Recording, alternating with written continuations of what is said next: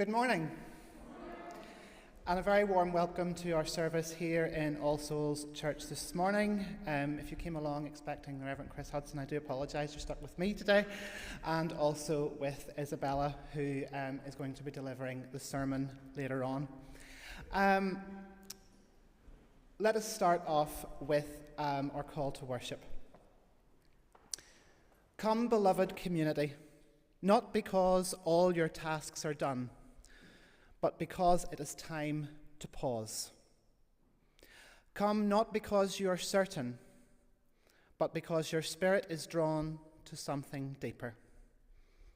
Come as you are, hurried or hesitant, with hands full or hearts open, with minds that race or souls that wait in quiet.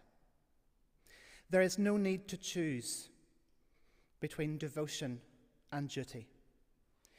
This hour holds space for both. For those who have been setting the table of the world, and for those who have been listening for the holy voice within, this is a place of meeting. Here we do not reject the busyness of life, the meals prepared, the floors swept, the emails sent, the justice pursued. These are offerings of love. Nor do we flee the silence that calls us to stillness, to a listening beyond words, to the presence that lingers beneath the noise. In this space, we honour both, the active and the attentive, the ones who serve and the ones who sit close and listen, the part of us that gets things done and the part that simply longs to be. And I'm going to ask Eve to come forward and light a candle.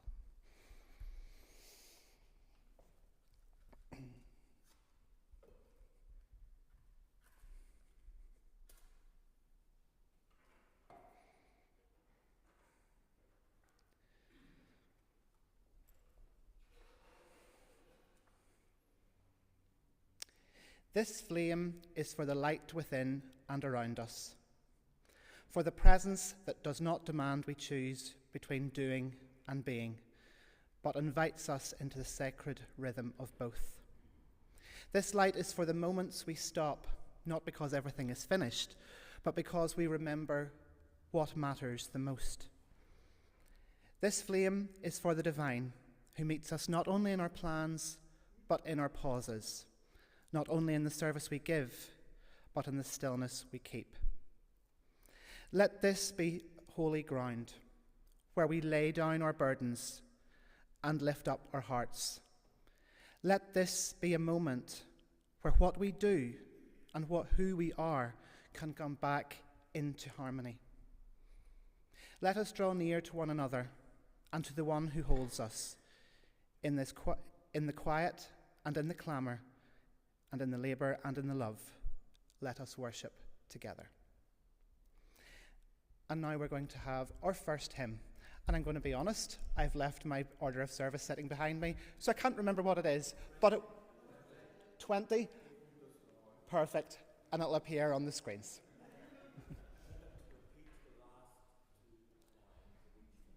And you'll have to repeat the last two lines of each verse. There we go.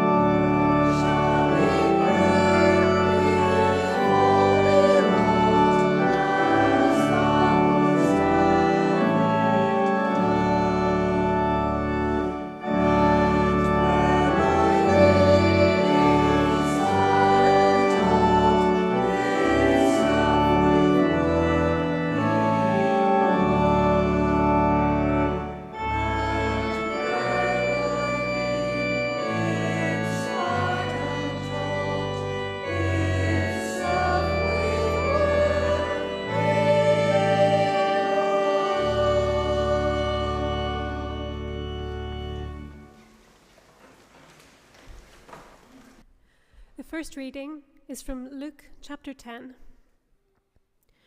As Jesus and his disciples were on their way, he came to a village where a woman named Martha opened her home to him. She had a sister called Mary, who sat at the Lord's feet listening to what he said. But Martha was distracted by all the preparations that had to be made. She came to him and asked, "Lord, don't you care that my sister has left me to do the work by myself? Tell her to help me." "Martha," the Lord answered, "you are worried and upset about many things, but few things are needed, or indeed only one. Mary has chosen what is better, and it will not be taken away from her."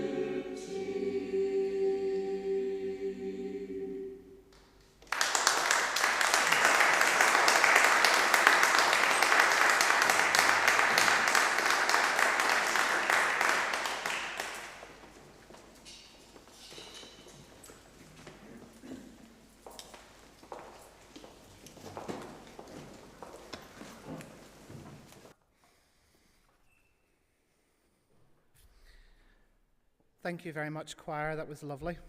Whenever Isabella told me that she was taking the sermon last week, I had asked her, what are you planning to talk about? And she had said, I'm going to talk about the story of Mary and Martha. And obviously with Eve's reading earlier on from Luke 10, that reflected the biblical source of the story. And whenever I read the story of Mary and Martha, I'm automatically drawn to the idea of striking a balance in your life. Now, I'm not 100% sure of whether that's where Isabella's going to go in her sermon, but as we know here in All Souls, we're all about multiple voice and multiple interpretations of a story. So I found this poem online. Unfortunately, I forgot to note down by who the poet was. So I'm not going to claim it as my own. It's very simple, it's very straightforward, which again I quite like in readings because just do what they say in the tin. So I'm going to share it with you now. And quite unimaginatively, it's called The Balance Poem. Too salty, too sweet, too light, too dark, too loud, too quiet. Two things that need careful balance. Too hard, too soft, too subtle, too overpowering, too much, too little. Two things that need careful balance. It's art, and it's science. It's skill, and it's talent. It's experience, and beginner's luck. It's trial and error, and it's just dropping on it the first time. Big changes, little tweaks, intentional and accidental.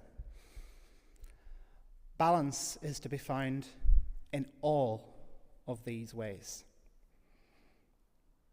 They call it a balancing act, a performance to perfect that needs all our attention, yet demands we inhabit it so well that we hardly know we're doing it.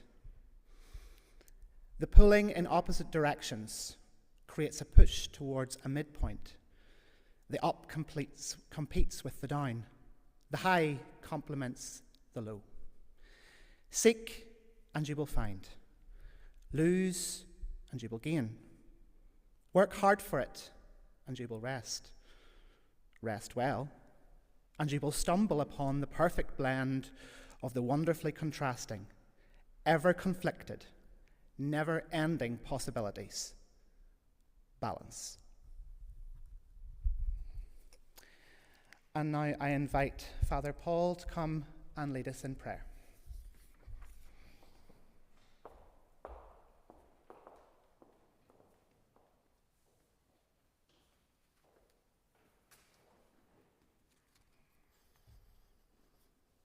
Good morning. I'm going to offer a prayer this morning for the courage to be still in the presence of God. Loving and merciful God, in the rush of the modern life, we are often overwhelmed, chasing deadlines, juggling responsibilities, and striving to meet every demand. Help us to find the courage to be still and to trust that your grace is enough. Teach us the wisdom of simply sitting in your presence without the need to say anything. Give us the courage to step away from the distractions and listen for your voice in the quiet. Help us to be still and know that you are God. Help us believe that we are not defined by what we do in the world, but by your love and how we love in turn. And remind us again and again that if we place our trust in you, all shall be well. All manner of things shall be well. Amen. And if you'd please stand as we in body or in spirit, as we say, Our Father, who art in heaven, hallowed be thy name. Thy kingdom come, Thy will be done on earth as it is in heaven. Give us this day our daily bread, and forgive us our trespasses, as we forgive those who trespass against us. And lead us not into temptation, but deliver us from evil. Thine is the kingdom, the power, and ever. Amen. And if you'd remain standing for our second hymn, Nearer My God to Thee. Amen.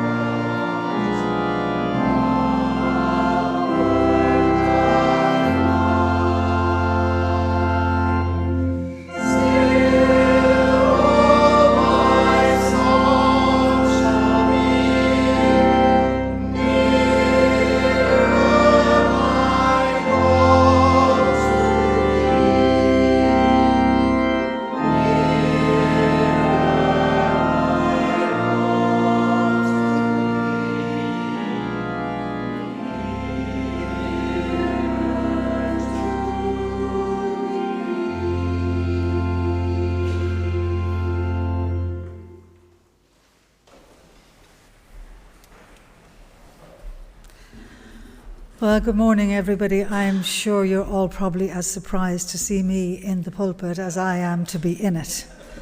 But I agreed to do an address today because Chris is absent on very important church business in his role as minister in charge of First Church, Rosemary Street. I'm not a preacher, obviously. I'm not even a teacher of religion. I'm an art historian. So I'll start where I always do, well within my comfort zone, with an image.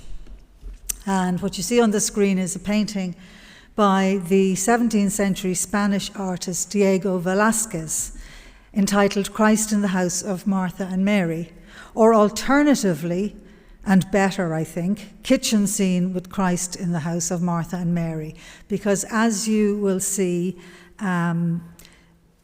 he has concentrated his attention on the scene of presumably Martha in the kitchen doing her domestic work with an old woman companion, and has relegated the scene of Jesus talking to Mary into the background on the sort of top right-hand corner, an opening which has variously been interpreted as a picture on the wall or even a mirror by some, but is generally accepted by experts to be a hatch through into another part of the house where the scene with Jesus and Mary is taking place. So we're looking at the scene from the kitchen.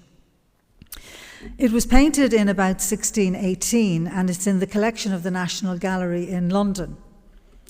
Now, however, you all came to church today for worship, not an art history lesson. So I'm not going to talk about the artist or even the painting's place in the context of Western European art, but rather the subject matter. Jesus in the house of Martha and Mary, as told in Luke 10, as read earlier by Eve. And the story has always fascinated me and even slightly disturbed me. As a very young woman, I felt aggrieved for Martha, thinking that Jesus had rebuked her unfairly when he sided with Mary.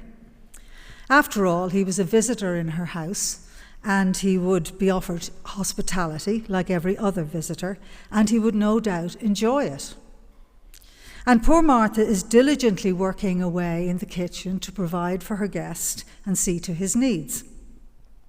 Over the years, I've met many women who likewise sided with Martha in the story. One even went as far as to describe herself as a Martha. "I'm definitely a Martha," she declared, probably meaning that she saw herself more as a doer than a talker. And if any of you have watched the TV series The Handmaid's Tale after Margaret Atwood's book of the same title, you'll remember that the domestic servants are called Marthas, and in that they're divested of their individual identities and given this derisively named title. In my own early identification with Martha, I probably imagined Martha as the younger of the two sisters. I have no idea if she was. But I do know how I would have reacted if Jesus had come into my house and held my older sister up to me as a model of good behaviour. Not very well. I remember speaking to Reverend John Rogers of the United Church of Christ in Chicago when we visited there. And I asked him if it was ever feasible to think that Jesus had got something wrong. And he said yes, it was, because after all, Jesus was speaking in a particular time and culture, and we couldn't expect him to be able to anticipate what would be just or appropriate in ours. So I decided back then that while he was in the house of Martha and Mary, Jesus had simply got it wrong. But of course, when you reread a text, and particularly over time, other interpretations can emerge. We often notice this in our book club, for instance, that if we've read a book a long time ago and we read it again, we find our understanding of the plot and the characters has changed with time and with age and presumably wisdom. I would go so far as to suggest that you don't really understand a book until you've read it twice. And I know somebody in our book club always does that. Starts off by reading it twice before they even comment. I think that's right. And so now I understand this story differently too. I see that Jesus was not rebuking Martha at all, but he was rather inviting her to join in the discussion and to hear his word, demonstrating that his message was for everyone. He was, in fact, practicing inclusivity. And in so doing, he was being very radical for his time, a time long before women's rights were on anybody's agenda, and women were excluded from mainly all roles other than the domestic drudgery that they faced daily. It reminds me of an anecdote from my own life, and forgive me if Chris has already told you this story, but it does so well fit here. Years ago, when he was a trade union official, and we had some of his colleagues round for a bite to eat, and I was in the kitchen preparing the food with a friend. She was also a trade unionist, and coincidentally her name was Mary. And the men were in the living room solving the problems of the world, when one of them comes striding into the kitchen to call us in, saying, "This is a very important issue we're discussing. The sisters must have their say." Very laudable sentiment, in fairness to him. But Mary turned to him and said, "Are you joking? The crack is much better out here without you lot. Why do you think women congregate in the kitchen?" So I wonder how Jesus would have reacted to that. But then that's a measure of how times have changed for women, isn't it? However, my new reading of the story of Martha and Mary as one of inclusion still doesn't resolve my unease. Jesus is in the house to speak to the faithful, and he includes everyone in this. So far, so good. But the tea still has to be made, and someone has to do it, as well as all the other chores in the household. Recently, as I'm sure many of you were, I was engrossed in watching the 133 cardinals of the papal conclave gathered in St. Peter's Basilica in their crisply laundered albs. And I have to admit, my first thought was, my goodness, those Vatican nuns are great at ironing. Now, perhaps I'm being unfair, and all those cardinals ironed their own albs, but somehow I doubt it. In fact, I'd put a fairly substantial bet on it not being the case. However, all this is not to suggest that my interpretation of the story is about the roles of men and women, or who does the lion's share of domestic work. That's not the case. That would be far too trite, I think. And I know many men who do lots of domestic work, and thankfully these days there are lots of women in positions of leadership and authority. Though not in the Catholic Church, sadly, which is one of the reasons why I am no longer a member of the church I was christened into. No, I think we have to look deeper into the text, and perhaps we need to look at the painting too in this regard, because this ostensibly simple kitchen scene can almost be seen as a distillation of centuries of Christian theology. One of the earliest Christian church fathers, St. Augustine of Hippo, who's being talked a lot about recently for obvious reasons, he wrote about the superiority of the contemplative life over the active life. And then, many centuries later, before instigating the Protestant Reformation, Martin Luther was a member of the order of the Augustinians. And he drew heavily on Augustine's theology when he wrote that salvation could be obtained through faith alone, granted through the grace of God. However, this view was challenged by the Catholic Church in the Council of Trent in 1545, which began the Counter-Reformation. It stated that a combination of faith and good work was necessary for salvation, quoting the Epistle of James, "Ye see then how that by works a man is justified, and not by faith alone." So the painter in this instance, Velázquez, was a Catholic painter working in the court of a Catholic king, Philip IV of Spain. And the Counter-Reformation, as well as laying down a whole lot of laws for worship and theology, had given specific instructions to painters to reflect that Catholic theology in their work. So his concentration on the work element of this story may indeed reflect this. In addition, of course, his painter's eye would have been drawn to the picturesqueness of the ordinary kitchen scene with its food and utensils and the contrasting physiognomies of the two women. If you're curious as to what Martha is cooking for Jesus, fish, obviously, and fish are a Christian symbol, and it looks like she's making aioli. So fried fish and aioli. He was being well treated in Martha's household, and he should have been grateful. I remember very vividly a sermon preached by Reverend Bill Darlison in our Dublin church. He described the symbolism of the Christian cross, with its vertical axis representing the spirit, which reaches heavenwards, and its horizontal axis representing the soul, reaching out to encompass all in its protection. These two complementary entities, spirit and soul, can be seen to represent faith and practice, belief and action. Some people may be more inclined by personality type or even by training to follow one or other of these paths, inevitably. For those who live a dedicated Christian life, I suppose the difference would be between those who live in secluded orders and spend their days in contemplative prayer and those who minister to the poor and marginalized on the streets. However, if we look at our Celtic Christian crosses, and there's one on the screen now, this one is Murdoch's High Cross in Monaster Boyce, County Louth, and it dates from the 9th or 10th century. The point where the two arms of the cross meet is emphasized, encircled in stone. Now, this is thought by experts on one level to have been simply structural to give it strength. But it also references the celestial sphere. I see it as drawing our attention to the point of perfection, where the two arms meet, a symbiosis of spirit and soul.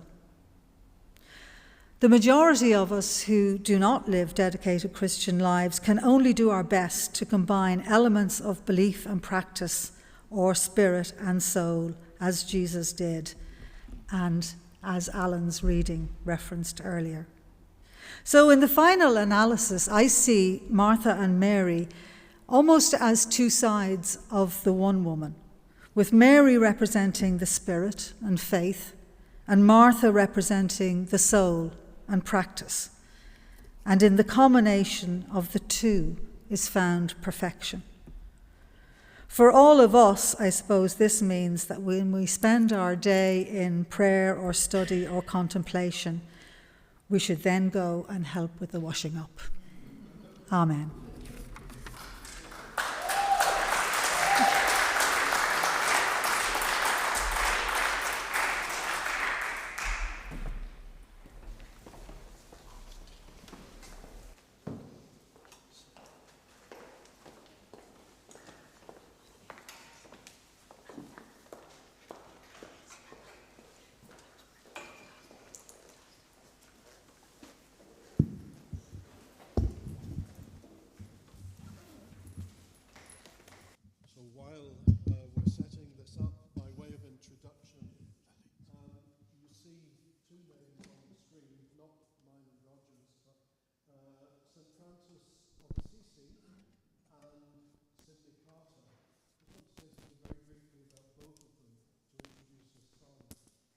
St. Francis of Assisi, of course, lived at the end of the 12th and the beginning of the 13th century.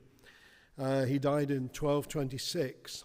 And one of the most famous things that he wrote, in fact, it's one of the very earliest Italian pieces of writing that can be identified as actually having a known author. It's sometimes called the Canticle of the Sun. Sometimes it's called the Canticle of the Creatures in English. And it's a poem of praise which recognizes all of creation as brothers and sisters, and he keeps referring to brother one thing and sister another thing. One of the most famous lines near the beginning is, "Be praised, my Lord, through all your creatures, especially Sir Brother Sun, who brings the day, and you give light through him." And it's a celebration of the oneness of everything. It's a sort of very early green statement, and it's frequently been adapted in musical settings. And probably the best known is the hymn, "All Creatures of Our God and King." This song is Sidney Carter's adaptation of those words. Sidney Carter, who died in 2004, is probably best known through Lord of the Dance, but he is far more than just Lord of the Dance. He was a poet, he was a songwriter, he was a performer, he was the author of theological reflections, and Roger and I had the pleasure of working with him in 1982 when he came to Northern Ireland to help the Corrymeela Singers launch one of their recordings, which included several of his songs. And Carol of the Creatures, this song of Sidney's, follows the sequence of the St. Francis poem. It also has a very singable refrain, which I think you can see, or you will see, on the screen in a moment. And we would rather like you to join in to the refrain if you would like to do that. So this is Sidney Carter's Carol of the Creatures, tribute to St. Francis of Assisi.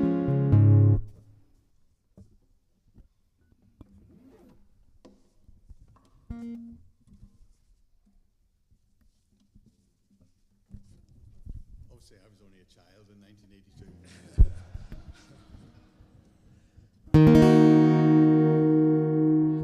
Creator high and holy, to you all praise and power belong. Oh, let us listen to the carol of your creatures. You are the end and the beginning of their song.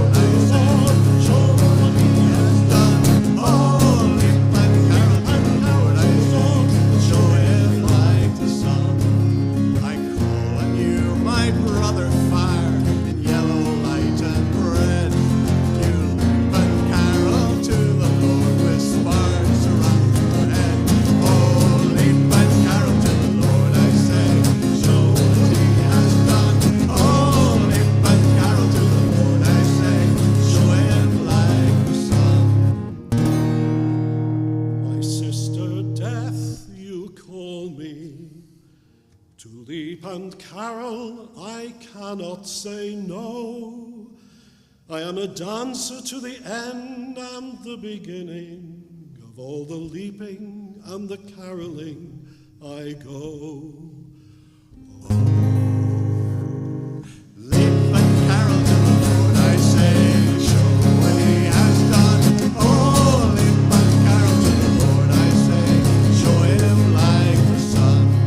Come all you men and women to show pity and forgive. For by your love you show the Lord, with him you shall live. Oh, leap and carol to the Lord, I say, show what he has done. Oh, leap and carol to the Lord, I say, show him like the sun. Leap and carol to the Lord, I say, show what he has done. Oh, leap and carol to the Lord, I say, show him like the sun, and show him like the sun.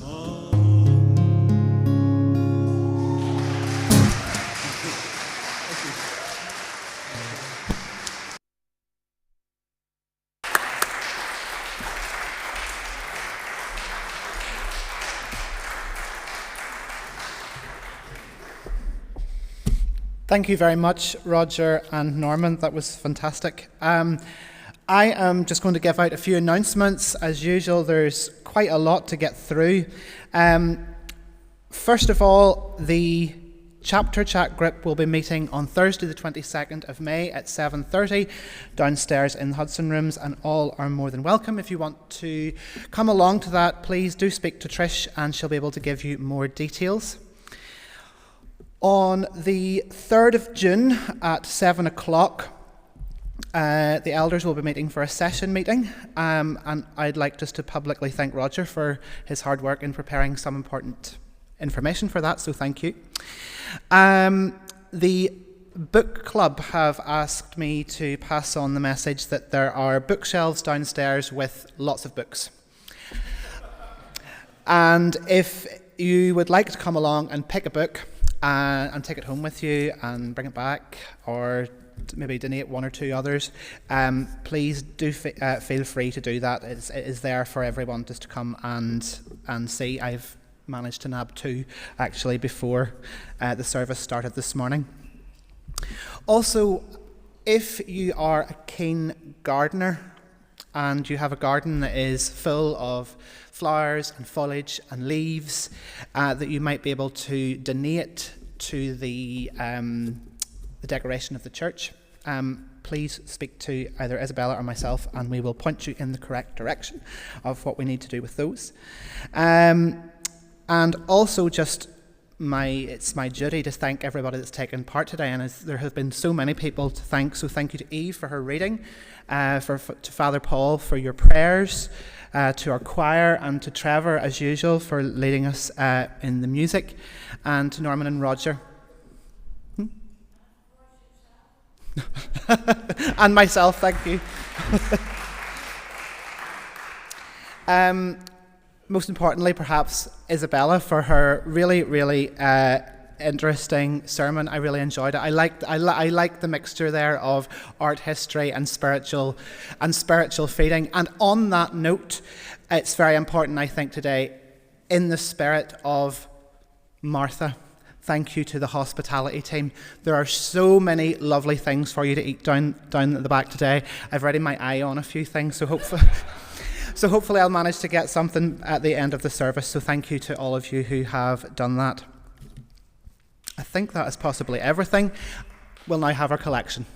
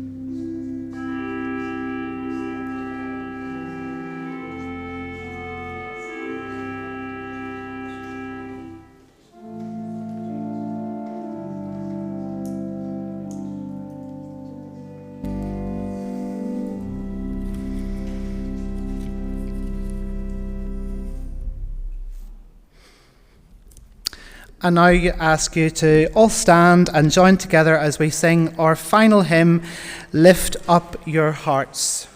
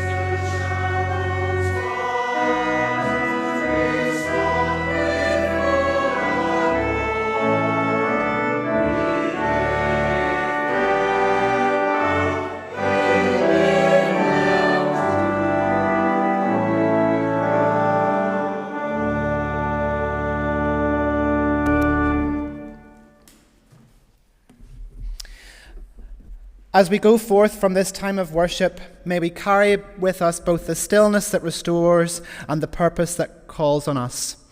May we learn that the sacred rhythm to move when love compels us, to pause when peace invites us, and to dwell fully in each moment we are given. Go now into the ordinary and the extraordinary hours ahead, to listen, to serve, to be, and to become. And may the Spirit who meets us in every breath go with you, guiding, grounding, and gently blessing your way. Amen. God bless you. Go in peace.